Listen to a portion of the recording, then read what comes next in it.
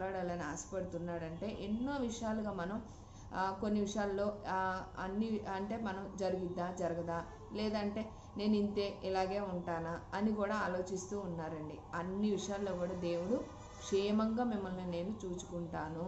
మరి ముఖ్యంగా ఆరోగ్య విషయంలో బాధపడుతున్నారు. ఈ రోగం నాకు ఎప్పుడు తగ్గుతుంది, నేను ఎప్పుడు ఇంతేనా, ఇలాగానే ఉంటానా అని కూడా చాలామంది బాధపడుతున్నారండి. అందుకే దేవుడు మనకి స్వయంగా మాట్లాడుతున్న మాటలు, నేను మిమ్మల్ని క్షేమంగా చూచుకుంటాను. మరి ముఖ్యంగా మనం సంవత్సరములు సుఖముగాను వెలబుచ్చుదామంటే ఆయన మన క్షేమాన్ని ఇస్తానంటున్నాడు, మనకు మంచి ఆరోగ్యాన్ని ఇస్తానంటున్నాడు. ఇంతకు మించి ఇంకేం కావాలండి మనిషికి?